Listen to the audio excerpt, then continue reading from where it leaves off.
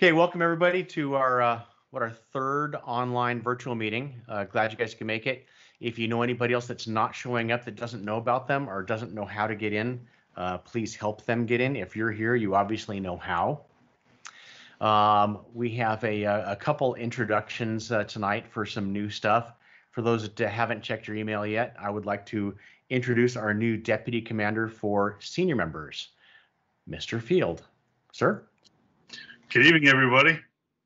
Glad to be here. Looking forward to working with everybody, and let me know how I can help you. He has no idea what he's in for, but he accepted the position, so now he's stuck. So thank you, sir. There's a lot to it, and hopefully you can help this unit run along smoothly, and look forward to you being there. Thank you, sir. Okay, our next introduction, and for a very special reason tonight, I'm going to introduce Mrs. TK. Miss TK has been helping me out with getting the new website up and running, which went online today. Ma'am, anything you want to say about that? No, I'm just happy to be a part of this wonderful group, and yeah, excited that our site is up and going. Great job. Looks fantastic. Thank you. It was definitely a team effort. So if anybody has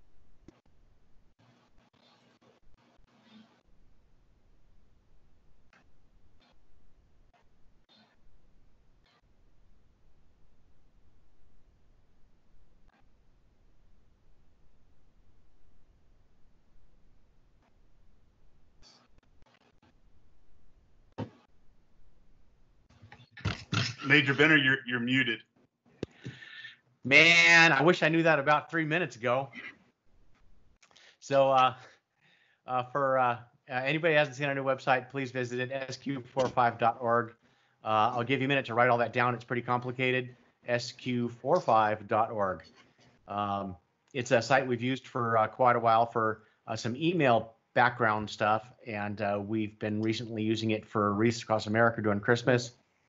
But our new site, which is officially ca007.cap.gov, is linked to the SQ45.org. So it's a much easier way to get to it, easier to tell people about it, and super easy to remember.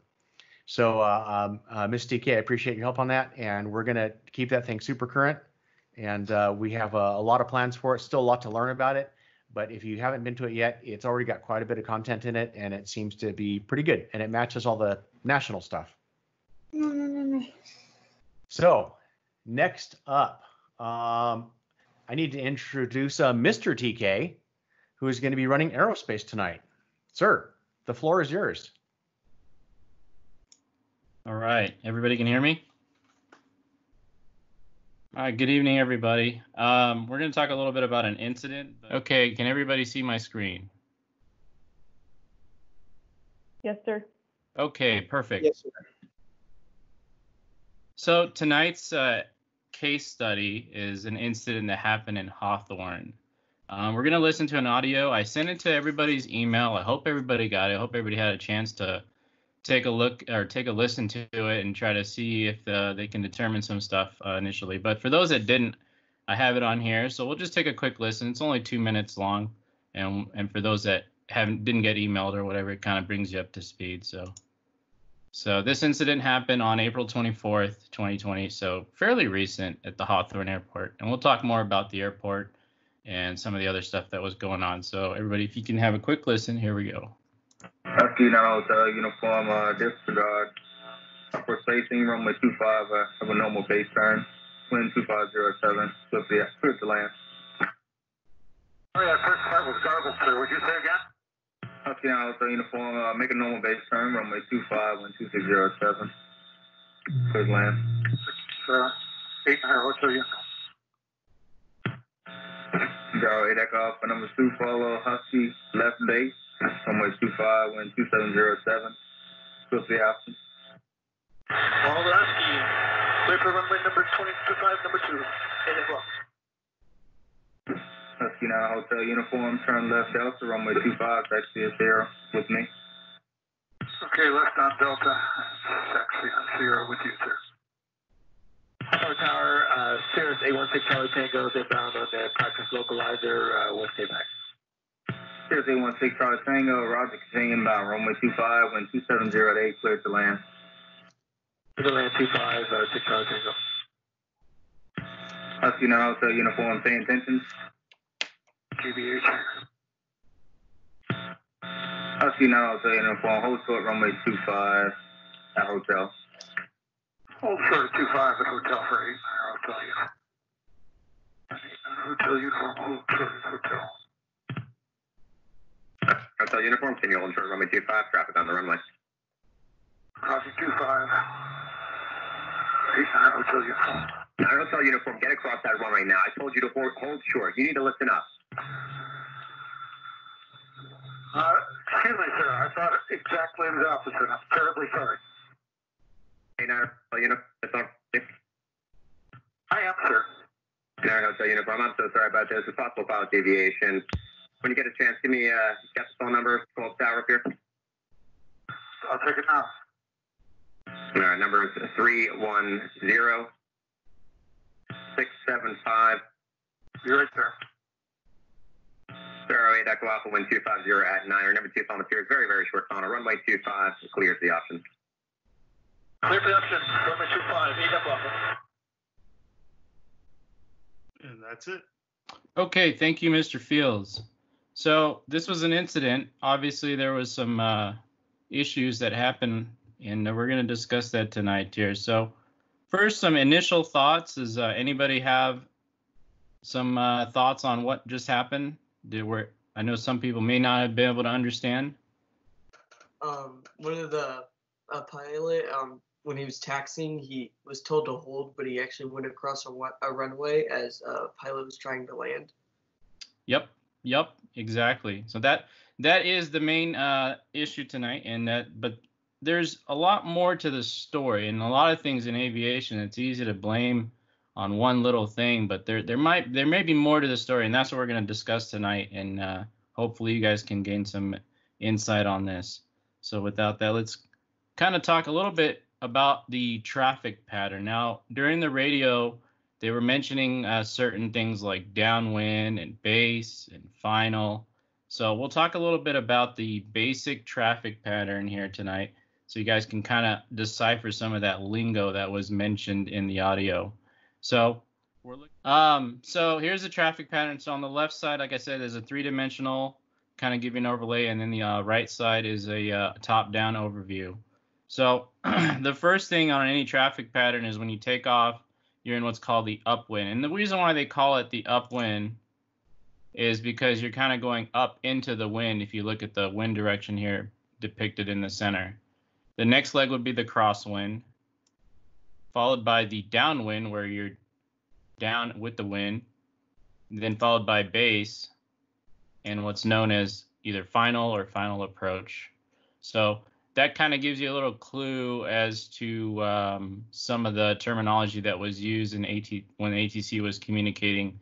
It's very important, especially in an uncontrolled field where there is no tower, to really make these announcements so everybody else knows where other aircraft are. In this instance, it's a towered airport, so the tower kind of has an idea, and they will instruct you. But it's kind of important to know some of these terminologies. Does anybody have any questions about the traffic pattern at all?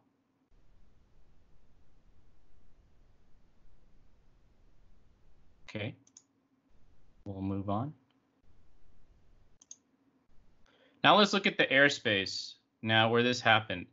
And looking at it, this is kind of like a overview on the left side, and then the upper right is kind of like a little bit more zoomed in, and then a little bit more zoomed in.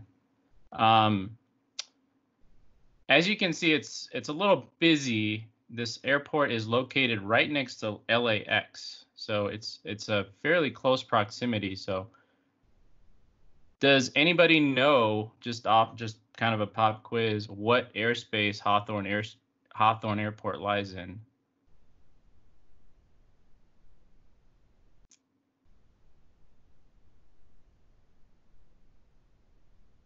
Okay, it's considered Class Delta, And the reason being, it's a basic towered airport. If you look on this bottom right here, this little dashed blue line. Now, a lot of things with the aviation charts you got to remember is you're looking at a two-dimensional map that's supposed to represent a three-dimensional world. So you have a vertical component that is depicted using numbers and symbology. So LAX is a class B, B for busy, one of the busiest airspaces in the country and probably if not the world. But Hawthorne kind of occupies this little snippet called class D, or your basic towered airport, because it doesn't warrant having a lot of, it doesn't warrant being a higher classification because it just doesn't have as much traffic. But it is right next to LAX, so that could be taken into some consideration and on some of the event that happened today, or on this incident. Now let's look at the airport here. The airport, you can kind of see where it's located. It's located right next to the 105 freeway on the way to LAX, if anybody has driven past it. It also is where the Tesla factory is, if everybody knows about that. The airport, it's it's not your longest runway, but it's a decent amount. Sometimes when incidents like these happen, we have to consider the length of the runway, but for the type of the aircraft, the runway was more than adequate. Here's another question for you guys. Does anybody understand what the numerology on the runway means, where it says 25 on one end? And I'm speaking more to the cadets. Oh, pilots don't get an answer. Yes, Chief Master Sergeant Berg said heading. Close. You're on the right track. It is actually considered a magnetic course. The headings are taken account for winds, but yeah, you're kind of sort of right. The 25 is really short for 250 of a magnetic course. Good, very good. Now let's look at the airplane. Now, this was the exact airplane that you heard in the conversation. Okay. Anything that comes out at you first, just looking at this airplane, does anybody notice anything different about it? Okay, thanks. Bye.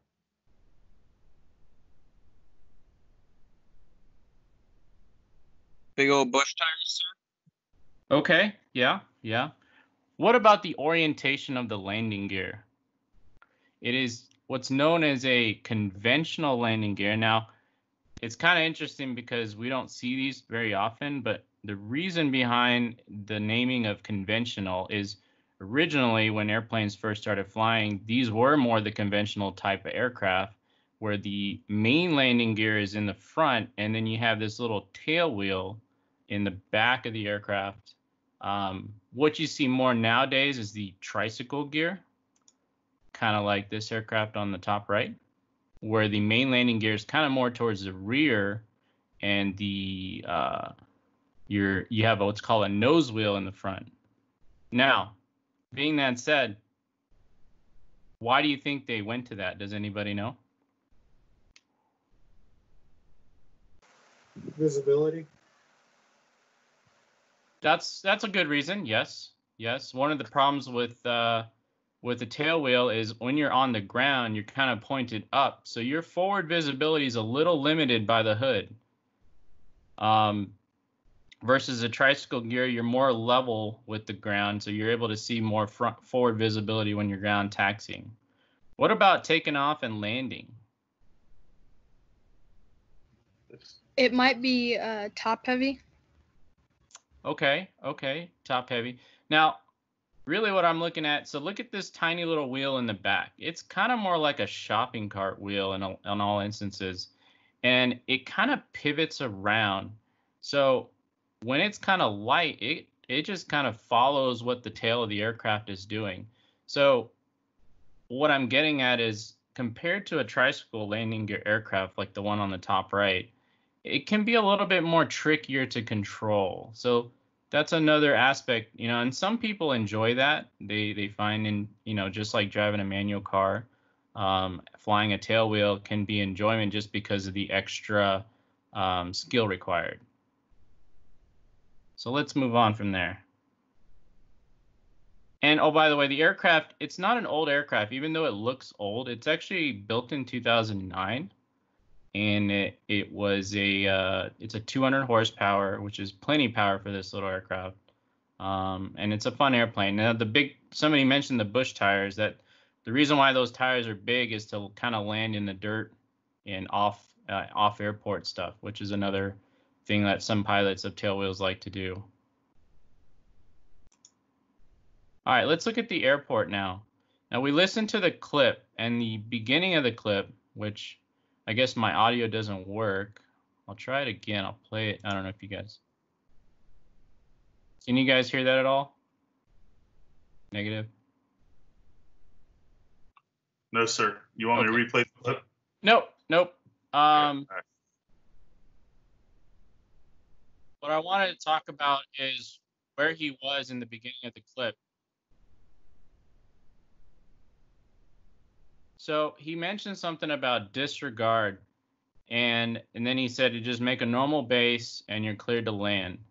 So kind of this is what was going on right here. He was on the downwind, and from what I can gather, I think prior to the tape, the recording, I think the tower instructed him to make a longer downwind. And they normally do this if there's other aircraft coming in and they just want to space you out. So they'll make you generally go a little bit further on the downwind before you turn towards the airport. But in the beginning of the clip, he mentioned disregard, meaning, okay, change of plans. We're just going to have you do a normal one. Now, one of the things that was quite interesting is the pilot didn't exactly hear that. He said, you're garbled, say again. So that's kind of like the first clue that there's probably some sort of communication area or hard of hearing between the pilot and the tower controller. So that's something to keep in mind. Now, we talked about the numbers. Looking at this taxi diagram right here, we have a lot of numbers. We have some letters. But the main things we want to look at is, so this is runway 25 that's circled in red. That's the runway that they were landing on. And does anybody know why they were landing on 25 that day? Your winds are 260 at 7, yeah. Very good. So the winds, I kind of typed it out, 260 at 7. That means that the wind was coming from the west. So generally aircraft land into the wind. Now, does anybody know why that is? More lift at slower speed, sir. Close. What about the distance it takes to take off? What about the distance it takes to land? Generally speaking, when you land and take off into the wind, those distances are going to be shorter. Now, when it's shorter, it gives you more options. Like in case you had to abort the takeoff, you have a little bit more runway to work with. If you're landing, if you miss your touchdown point, you land a little bit long, you have a little bit more runway just because of that extra factor from the wind that you're going into the wind. So that's really the main reason. Now, can you land with the tailwind? Sure. Some aircraft have limitations on how much wind you can use for tailwind, but generally speaking, you try to land into the wind to kind of reduce that ground roll so you can have more options, have more pavement on your side. So it's more of a safety thing.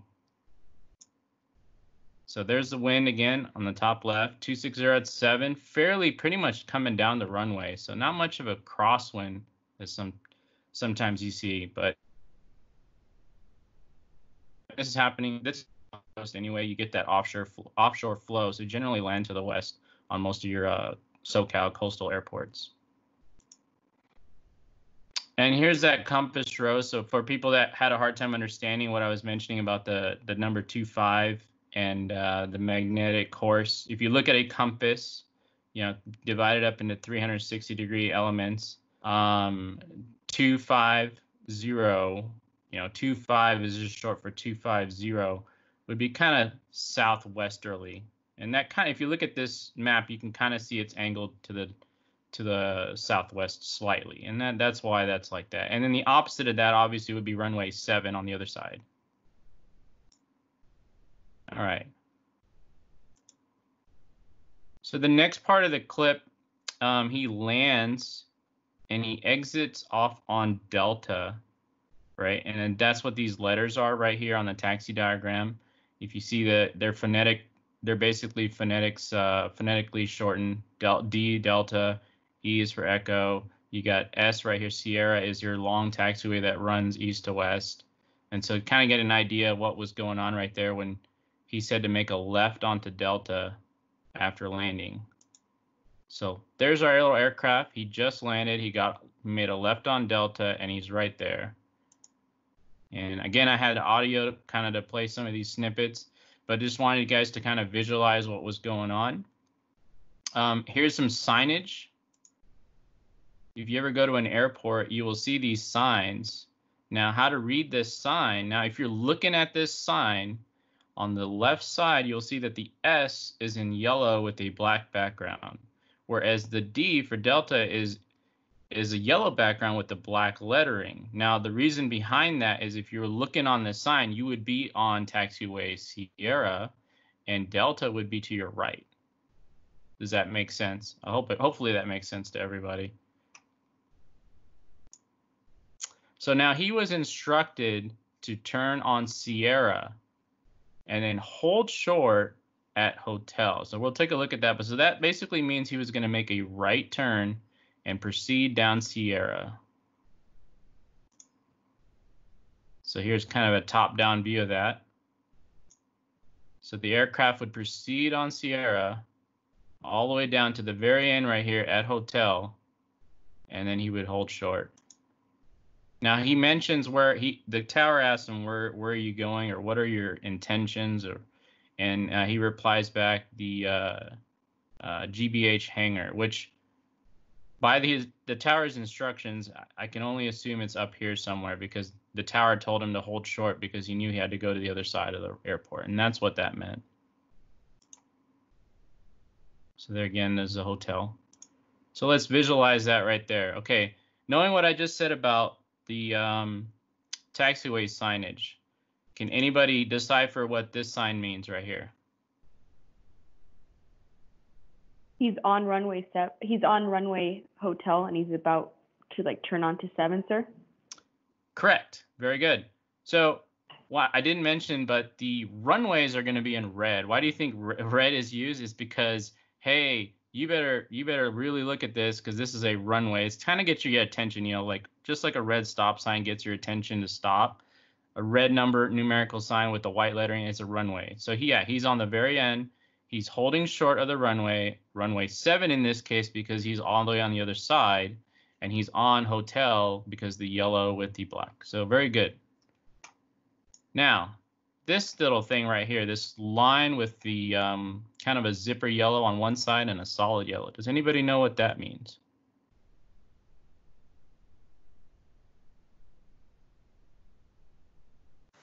Hold short bars.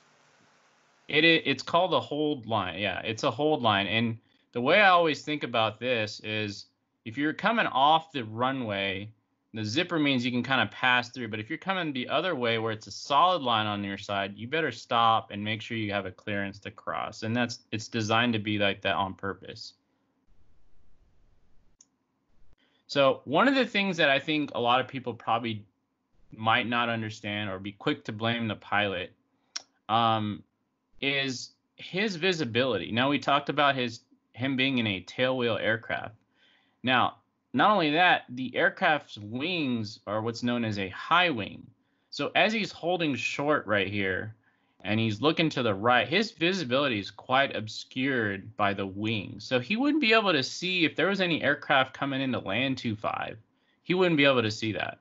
Not unless he really had to move his head and look around, maybe to the front window. But generally speaking, if you were to look to your right in a tailwheel aircraft with a high wing, or any high wing for that matter, it's going to be hard to see any aircraft that are above your wing just because of that. So that's another factor that you need to consider before quickly blaming what happened.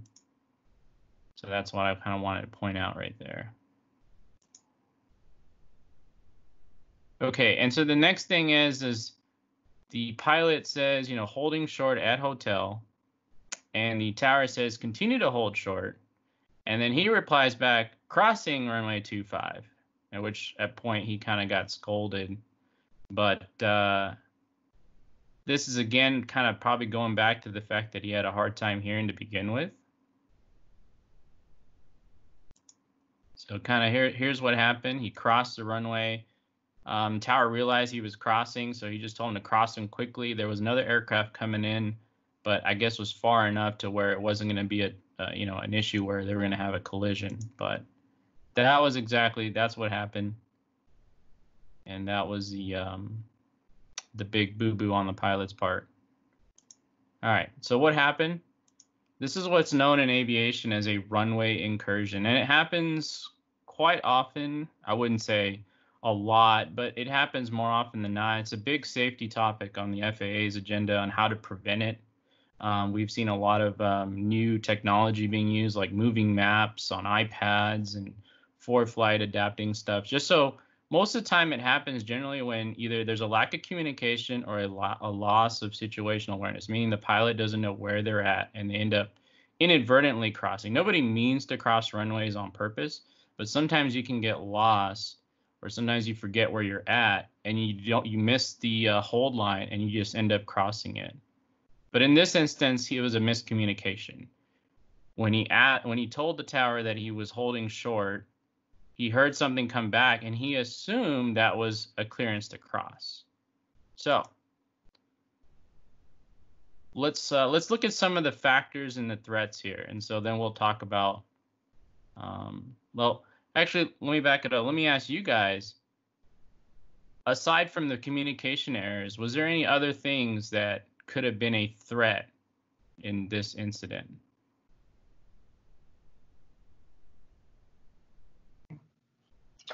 Incoming airplane. Good. Very good. Yeah.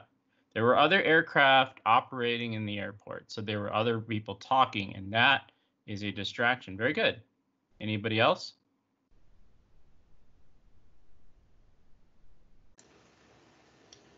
Your cockpit instrument? What do you mean by that?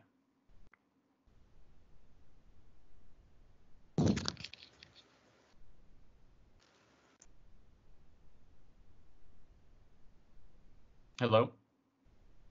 Somebody mentioned cockpit instruments. I'm just trying to understand where are you going with that?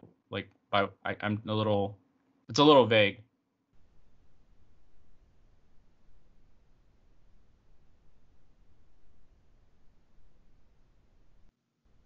They're still muted.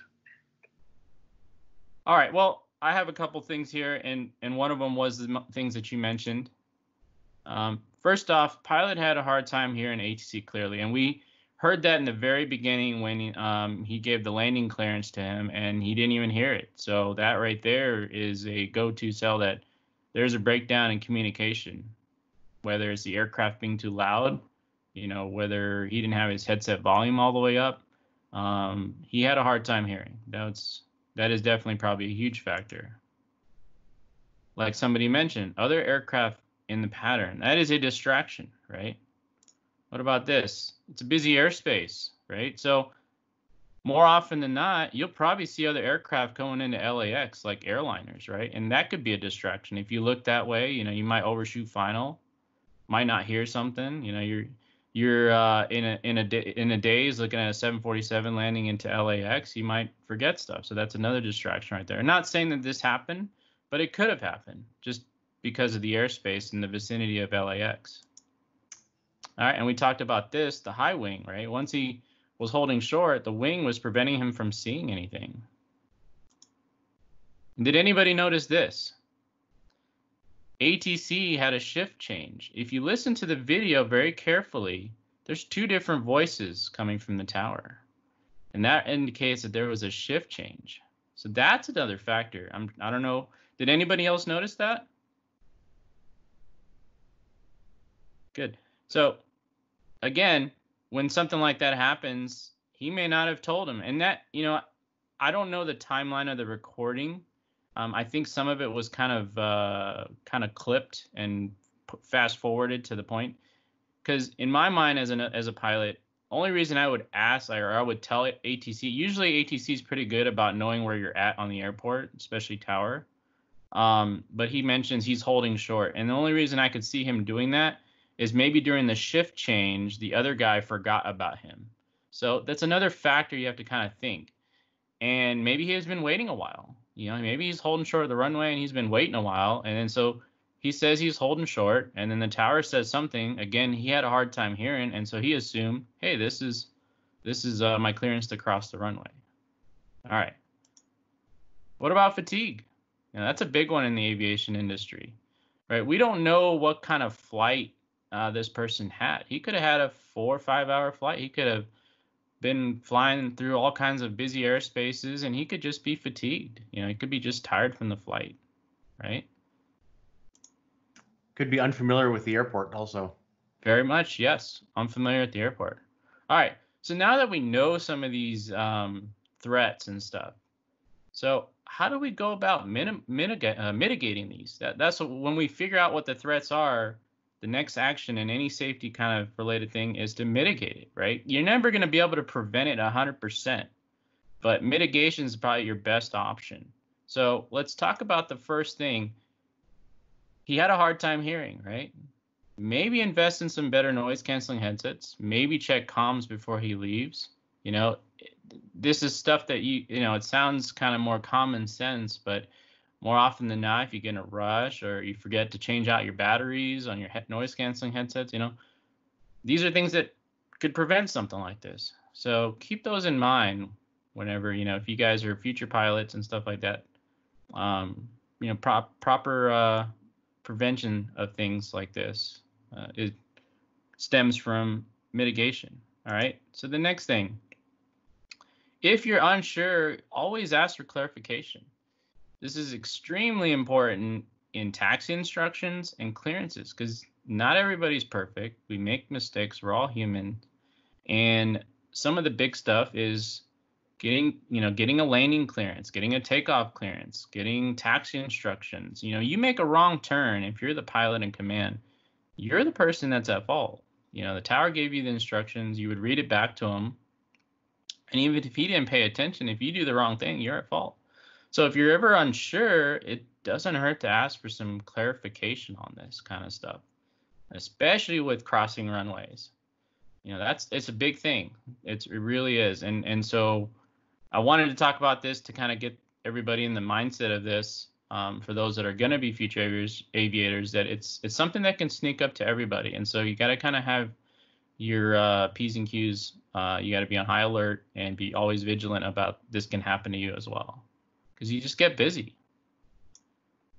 All right, set reminders. Now, this kind of goes with the forming good habit patterns. If you always do things a certain way, meaning and that kind of stems in a lot of things in aviation, use of checklists, flows, those whenever there's something that's out of place, it kind of sticks out like a sore thumb, and you'll be able to recognize that very quickly. And so, like when I say set reminders, one of the things like I do in the airlines is if we're told cleared to land, and maybe we're told this like 10 miles out, we'll turn on the little nose light, and that way we kind of know, okay, we already got our landing clearance. Now if the nose light's off and I kind of glance up there, I'm like, hey, did we get a landing clearance? Doesn't hurt to ask.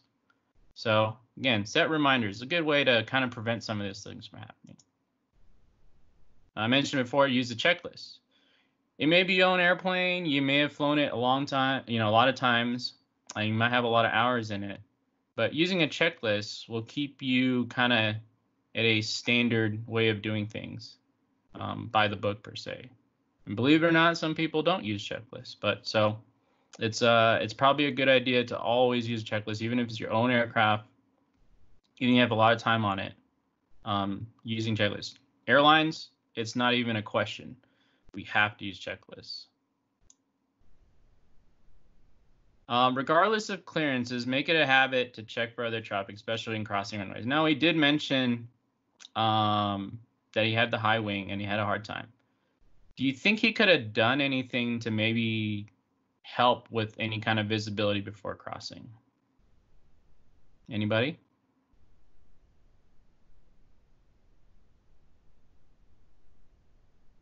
Okay. What about if he turned the aircraft a little bit? kind of pointed it to the right a little bit. Maybe he could have seen that a little bit more. And if you have this kind of a issue like the high wing issue, maybe turn your aircraft a little bit towards any kind of incoming traffic. You know, that'll just prevent that right there. So even if you don't hear it right, you'll see the aircraft, and that'll make you go, hey, did I get cleared across? And you would question the tower. And don't rely always on the tower. They make mistakes just as much too. It's not always pilots. Towers make mistakes, and sometimes you got to correct them. They might tell you to cross, and there could be an aircraft less than 500 feet off the ground coming in to land. Now, obviously, it's the tower is going to probably get in a lot of trouble, but it's better than hitting the aircraft. Always double check. All right, so this is something we talk about in FAA, and if you're going to go get your private pilot's license, you will probably see this. It's called the I'm Safe checklist, and what it stands for is before you go out flying, you want to kind of double check everything here.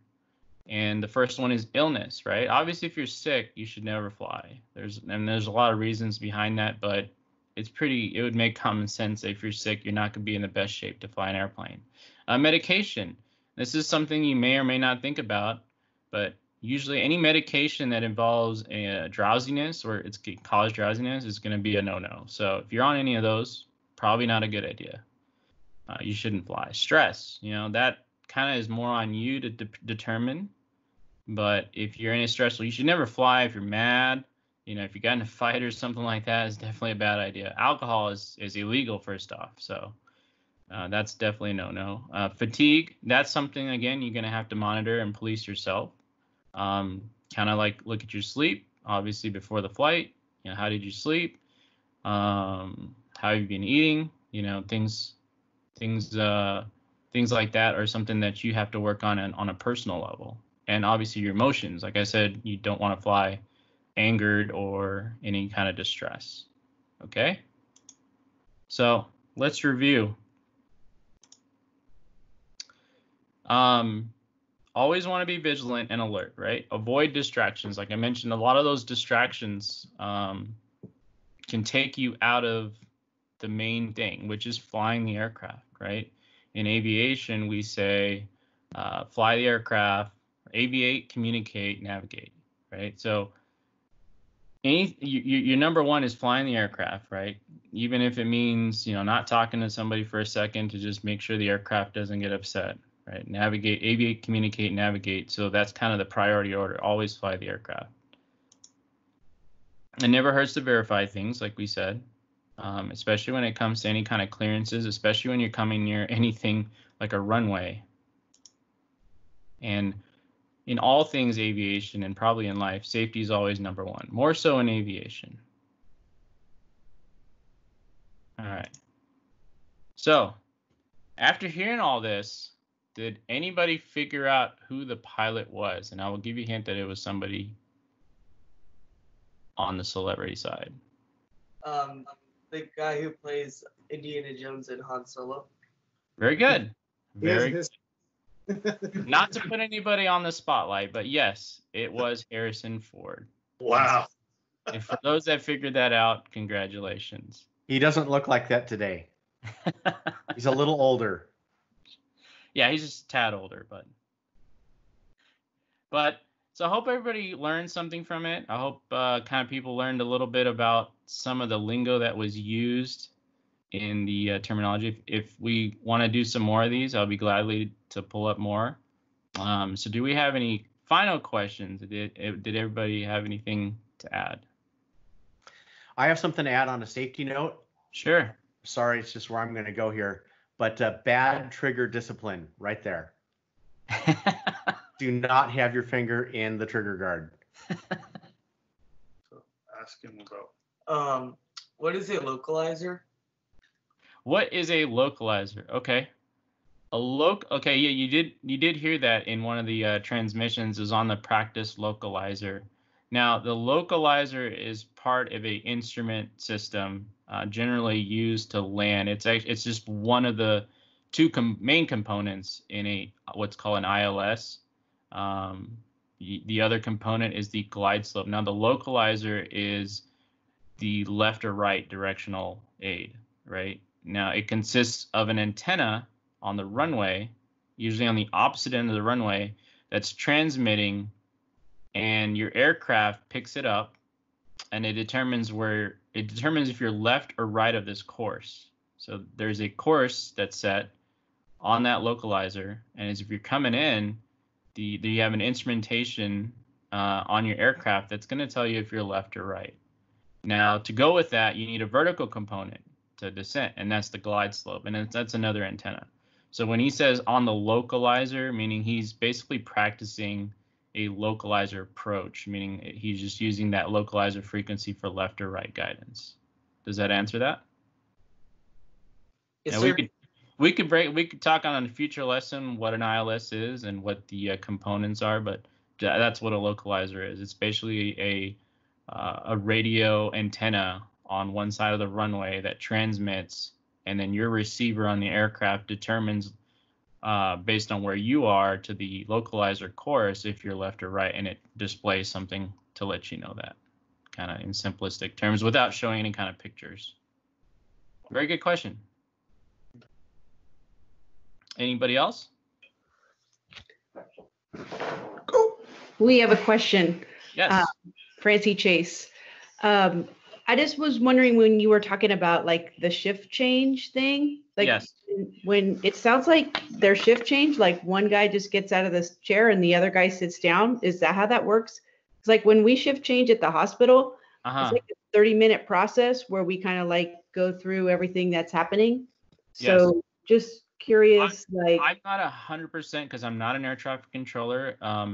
But from my understanding is generally the person getting on shift will also plug in prior to taking over and kind of get an idea. Now it obviously they could have distractions and they may not have heard.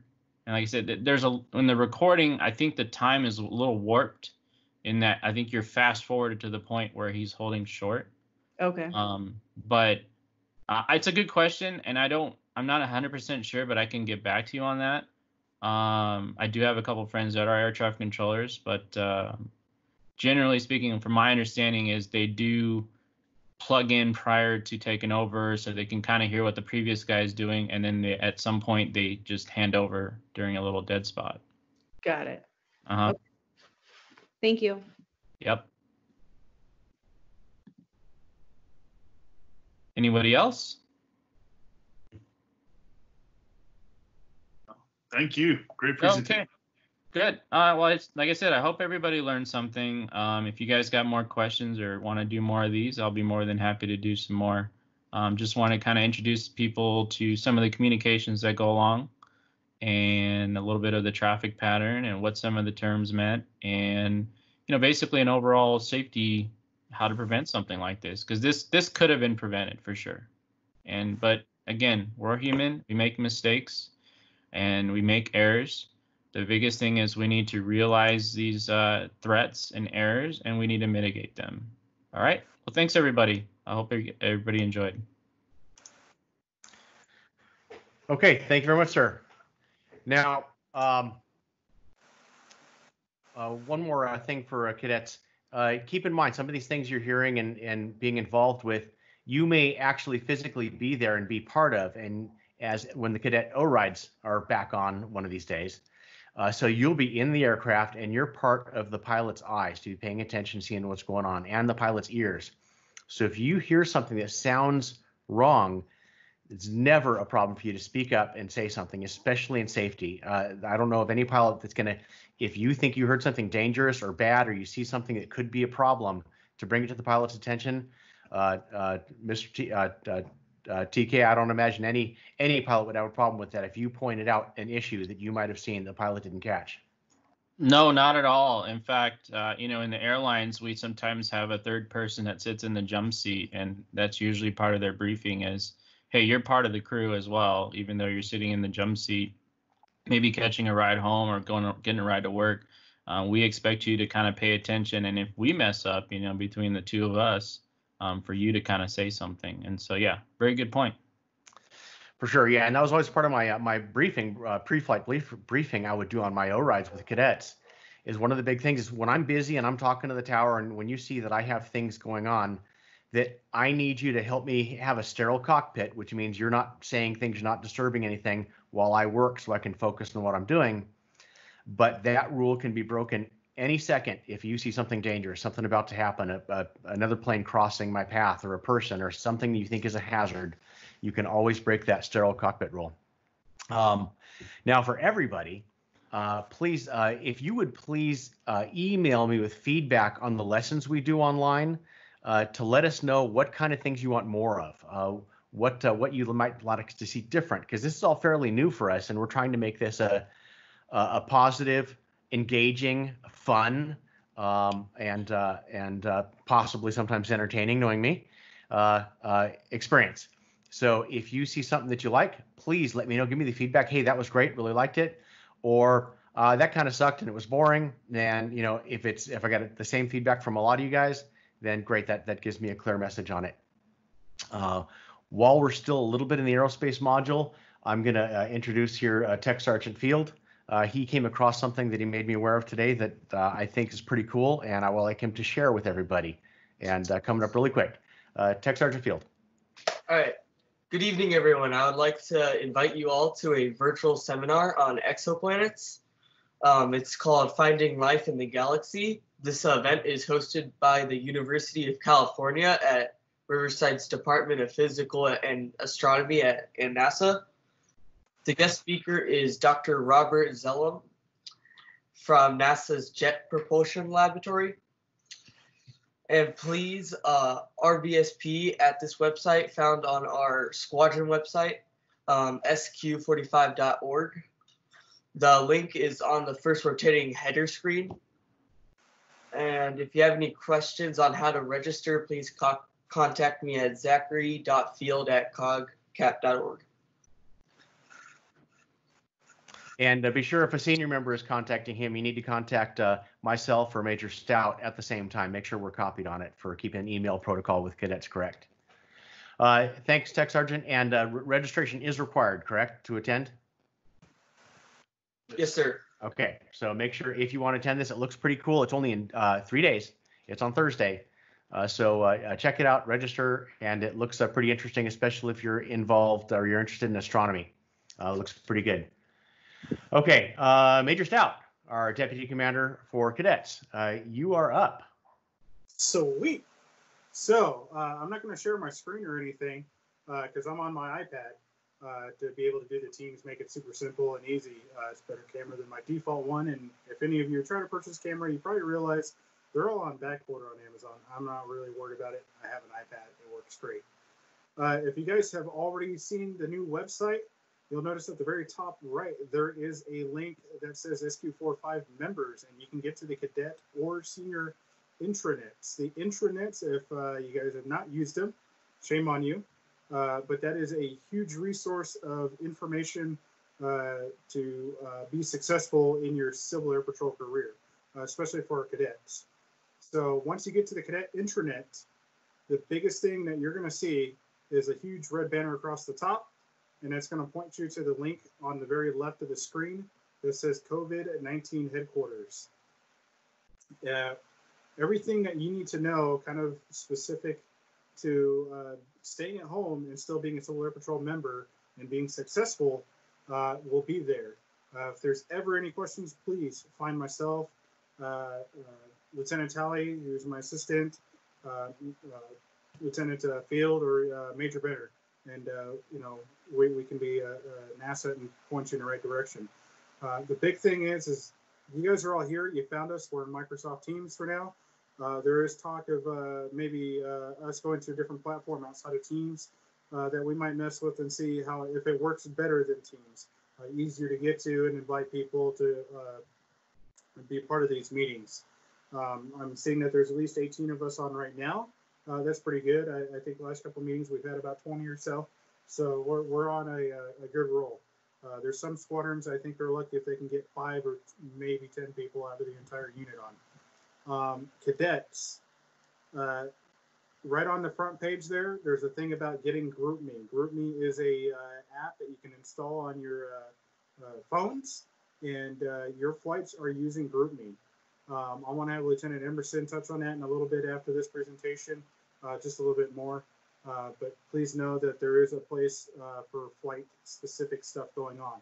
If you don't know what flight you're in, it really hasn't changed. There's a link right below that. It'll tell you what flight you're in, who your flight staff is, and what their email address is to get a hold of them. There really is an excuse, not a single one. If it wasn't obvious, if you want to know how to promote, there's probably at least 12 buttons on this one screen that are going to take you to the same one page about how to promote while we're all staying at home. So if you guys are kind of following along, go ahead and click on that. And it should take you to where you have a home screen where you have a nice wooden flag there with the American flag and U.S. Air Force flag kind of all put together. While we are staying at home, so to speak, your promotion time and grade does not change. It's still 56 days or 8 weeks from promotion cycle to promotion cycle. Okay, and then you got a link right there that'll take you to Stripes and Diamonds. If you can't remember what it is you need to specifically do for your promotion with leadership testing, aerospace, and some of the things that we're looking for if you get further into your promotion cycle. Some of you might have essays and speeches to do. But it's all broken down into what phase you guys are in. So if you're in phase 1, that's your airmen. Phase 2, that's your junior NCOs. Phase 3, your senior NCOs, or excuse me, your cadet officers. And then phase 4 is the executive. You're getting to the top end of it. That's like being a senior at any of the military academies. You guys are running the squadron, and I'm hoping more of you guys get there. Some of the biggest changes, and a lot of you guys are in the phase 1 area, and 6 of you guys are promoted today with back dates. I'm going to announce some of those names that promoted today, but check any services because it's been backdated a little bit because it's no fault to you guys with us having to stay home. Coronavirus really threw everything for a loop. You know, schools, us, some of your parents' jobs. Some of us are still working. Your airplanes are still going. Hospitals are still open. When it comes to open book testing for aerospace and leadership testing, that's still ops normally. You guys still test at home. It's open book, online at e-services. If you guys don't know where to go, get in contact with your flight staff. Let's get that stuff going. Drill and ceremonies tests, those are all waived. Okay, but we're going to be putting some resources on the cadet intranet down the road that'll help you kind of keep up the pace to what the drill standards are within your testing stuff. When we do come back to in-person meetings, we're going to kind of run you through a mock test. It's not a pass-fail. It's just so you can kind of grade yourself and see where you're at. To where those promotions are, so you're kind of getting caught up to speed with what the benchmark is for each promotion. Another big change right now is your cadet physical fitness stuff, your testing, PT, whatever it is. I'd like to see some sort of, if you want to call it a journal entry for the lack of a better term, sent to me. I just want to know what you guys are doing to physically stay fit. You know, if you have some sort of workout cycle that maybe you're doing at your house or in your garage, doing pull-ups, push-ups, sit-ups, maybe running around Major Bender's house and popping the balloons in his background. Who knows? It's some sort of physical exercise. Maybe you're setting yourself up for, you know, some sort of goal that you have in mind. You know, maybe running a mile in a certain time or a mile and a half. If any of you guys are looking to go into the armed forces, law enforcement, a lot of those entry exams, and then while you're in there, they want to see a mile and a half time, and it's usually a 14-minute or less. So things to think about. Character development forums, that's kind of up to our discretion right now with Major Benner. We're hoping to get at least one done per month, either with our character development instructor or Major Benner himself. But we're not really holding that kind of against you either towards a promotion. But really, there should be about 2 to 3 month period where you should be able to get at least one of those character development forums in. So that's, you know, the various topics that Lieutenant Colonel Neubauer's talked with you guys when we're in person. Active participation, that's really kind of hard to gauge right now outside of just our meetings. We're trying to get you guys engaged with things that come to the virtual meetings. I'm going to have Lieutenant Emerson, along with the group me, talk about separate flight meetings outside of this Microsoft Teams meeting in a little bit as well, just to kind of get you guys up to speed on that. So that way you guys are more engaged together as a flight. But there isn't really anything that's going on outside of these meetings right now. So we're not holding that against you. Maintain current membership. I can't really promote you if you're not a member of CAB. Sorry. And leadership feedback forms, we're waiving those at the moment too. And that's simply because without the squadron environment, we can't really gauge how you're doing in your leadership skills. For those of you that are in promotion cycles that require essays and speeches, or any staff duty analysis benchmarks, it's still pretty much ops normal in the sense that you submit an essay, submit that to myself, CC Lieutenant Talia knows, and once we give you the thumbs up or thumbs down on that, you're going to record a video. We're not going to do anything live. Recording the video makes it much easier in everybody's schedule. I work nights. I'm going to be shifting to mornings pretty soon. Mr. Talley is in a whole nother state right now, but that gives everybody the time to easily get those speeches done. The whole process I'm anticipating shouldn't take more than a week. But really, you guys should be promoting. A lot of this is almost a give me right now, and you really should be taking advantage of it. That's all I really have on that. Promotion-wise, we have 6 cadets with this new promotion stuff that came into mind that did promote. Before I get there, I meant to touch on milestones. So those of you that are coming up on milestones, that's Wright Brothers for Cadet Staff Sergeant, Mitchell for Cadet Second Lieutenant, for example. And parents, if you're on here too, please listen to this. For the milestones, those are still closed book exams. We are not giving you our e-services sign-in information. It's not going to happen. But in order for those closed book tests to happen, I need an email from the parent or a designated adult who would be administering those milestone exams. They're still closed book, but there's going to be some communication that goes on between myself and that designated adult and getting that milestone exam handled at home and then submitted back to one of the testing officers for grading. But that's still pretty much ops normal on that. So don't let the whole stay-at-home thing hold you back. This is really an open door to kind of get your promotions accelerated. So without further ado, the 6 cadets that have promoted with this whole stay-at-home thing and everything getting mixed up, please realize we didn't forget about you guys. So hopefully you guys are on here and you hear your names. Going from Cadet Airman to Cadet Airman First Class, we have Cadet Airman First Class Graves now and Cadet Airman First Class Casado. Going from Airman First Class to Cadet Senior Airman, we have Cadet Senior Airman Davies, Cadet Senior Airman Diego Martinez, and then going from Cadet Staff Sergeant, Cadet Technical Sergeant, he's heard his name a few times. His dad knew about this earlier. Is now Cadet Technical Sergeant Field, so congratulations. And we have a new chief in our presence. Our Cadet First Sergeant is now Cadet Chief Master Sergeant Nunez. So for him, he's going to start working on Chief Squared and then that Mitchell. So I really invite you guys to take a look at a really hard, deep look at what the promotion criteria is going to require of you moving forward, especially if you're coming up on one of those milestone exams.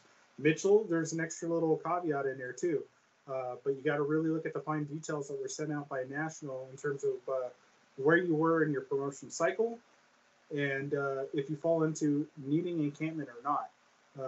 For some of you, you may fall into that and not needing encampment just at this moment, but you will have to go back to encampment, get that little check mark box done for another milestone. Are there any questions on that?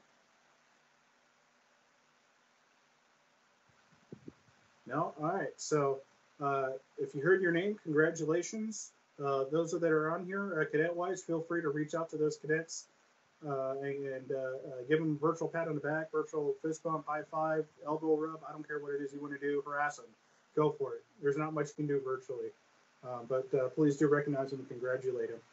Mr. Emerson, if you were on here, Cadet Lieutenant Emerson, I'm going to let you go into the separate flight meetings and the group meeting, if you would, please. Okay, so we have different group me's now for the different flights. If you don't know what flight you're in, like Major Stout said, they're on the it's on the intranet. You can just hop over there and click what flight am I in, and you can like try to find which one you're in. Like you said, it hasn't changed. So if you remember being with me back at Squadron, that is Alpha Flight. And then if you remember being with Lieutenant Chase, then that's Bravo Flight. Relatively straightforward. I'm going to post a link to my GroupMe here in the chat. I also sent out an email to everybody. All you have to do is just click on that link and it'll add you to the group. But yeah, we're going to be using these. We're going to be using these GroupMes to reach out for flight meetings. So ensure that you're in those GroupMes so that you're hearing all the communication going in and out. And it gives you an opportunity to kind of talk with everybody in the flight and figure out where everybody is. So make sure that you guys are joining these. Like I said, so Alpha Flight people, go follow that link. And then any Bravo Flight people, reach out with Lieutenant Chase and he'll get you set up with his. All right. That's all I have. That's all we got for cadet programs. Major Brenner, back to you. All right, real quick, one thing we're looking at possibly doing here in the near future. Again, I'm looking at next Tuesday, and I'm springing this on everybody, as my command staff hasn't heard this yet. So surprise. I want to get back into the Tuesday meetings with seniors and with the and Major Stout with the cadet staff. I think we need to get that started again. We're at a point where if we're doing regular weekly meetings, we should be able to pull those off even easier. Smaller number of people. Other thing, housekeeping item. I need to let everybody know that I'm recording this and I'm planning to put it on the on our new website. I'm recording this session and I'll be recording all of them when we do it. So if anybody has a problem, let me know that you can't be recorded or put on the website, and we can deal with that. And then that is all I have for cadets. Seniors, I'd like you to stay for just a couple more minutes as we kick all the cadets out. Thank you for joining us tonight, cadets. And please, if you know any cadets that have not made it to this meeting, help them get here, help them know what to do, how to do it. Cadet staff, make sure you're communicating with your cadets so that they know about the meetings and they know how to get to them so we can get this meeting room full. It's a lot easier than going to squadron, so there's no excuse for folks not to be here, and we're getting better at it, and it's going to get just better as we continue to go. So thank you, cadets. Have a good night. I miss you guys. Look forward to seeing you again at some point very soon.